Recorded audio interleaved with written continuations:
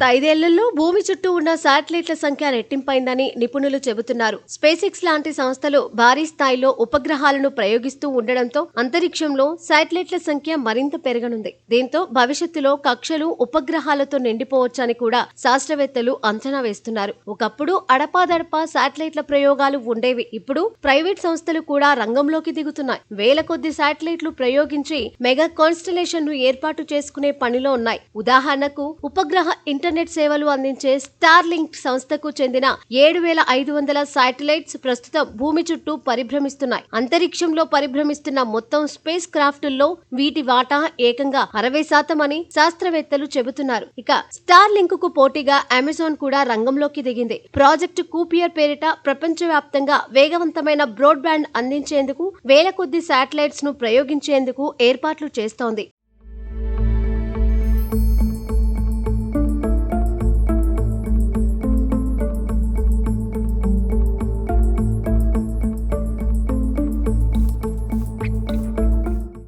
ఇక చైనా కూడా 1000 సెయిల్స్ పేరిట తనకంటూ అంతరిక్షంలో ఓ భారీ శాటిలైట్ల సమూహాన్ని ఏర్పాటు చేసుకుంటోంది. స్పేస్ ఎక్స్ కు చెందిన ఫాల్కన్ 9 పునర్వినియోగ రాకెట్లు అందుబాటులోకి రావడం కూడా శాటిలైట్ ప్రయోగాలు ఇబ్బడి ముబ్బడిగా జరగడానికి కారణమని శాస్త్రవేత్తలు చెబుతున్నారు. వందల కొద్ది ఉపగ్రహాలను అంతరిక్షంలో ప్రవేశపెట్టేందుకు వీలుగా కొన్ని సంస్థలు కొత్త సాంకేతికతలను అభివృద్ధి చేస్తున్నాయి. ఈ పరిణామాలను ప్రత్యక్షంగా చూస్తున్న శాస్త్రవేత్తలు అసలు ఒక కక్షలో ఎన్ని ఉపగ్రహాలు పట్టొచ్చన్న అంశంపై దృష్టి సారించారు. వివిధ యూనివర్సిటీ శాస్త్రవేత్తలు ఈ ప్రశ్నకు సమాధానం కనుక్కునేందుకు ముమ్మర ప్రయత్నాలు చేశారు. ప్రస్తుతం క్రియాశీలకంగా ఉన్న కమ్యూనికేషన్, మిలిటరీ ఉపగ్రహాల్లో అనేకం భూమి సమీప కక్షలోనే పరిభ్రమిస్తున్నాయి. ఆ కక్షలో గరిష్టంగా 1,00,000 ఉపగ్రహాలను ప్రవేశపెట్టవచ్చు. అంతకు మించి ఉపగ్రహాల సంఖ్య పెరిగితే అవి ఒకదానికి మరొకటి ఢీకొని కూలిపోతాయని చెబుతున్నారు. ప్రస్తుతం 11,700 శాటిలైట్లు భూమి చుట్టూ పరిభ్రమిస్తున్నాయి. అయితే ఉపగ్రహ ప్రయోగాలు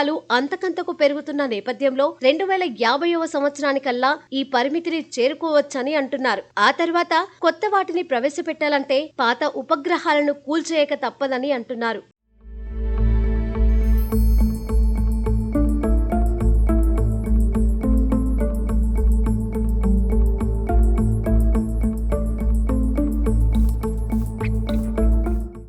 ఇప్పటికే వివిధ దేశాల అంతరిక్ష ప్రయోగాల కారణంగా రోదసిలో భారీ సంఖ్యలో వ్యర్థాలు ఏర్పడ్డాయి. ఇవి అంతరిక్ష ప్రయోగాలకు ఆటంకం కలిగిస్తున్నాయి. 10 సెంటీమీటర్ల కంటే తక్కువ పరిమాణంలో ఉన్న మిలియన్ల కొద్ది అంతరిక్ష వ్యర్థాల వల్ల రోదసిలోని ఉపగ్రహాలు, ఇతర కీలక పరికరాలకు తీవ్ర ముప్పు పొంచి ఉంది. ఇలాంటి చిన్న వస్తువులను జాబితాలో చేర్చరు. జాబితాలో చేర్చిన పెద్ద వస్తువులే 27,000 ఉన్నట్లు ఇస్రో తెలిపింది. వీటిలో 80% వ్యర్థాలే కావడం గమనార్హం. అమెరికా అంచనా ప్రకారం 10 సెంటీమీటర్ల కన్నా పెద్దవైన వ్యర్థాలు 26,783 ఉన్నాయట.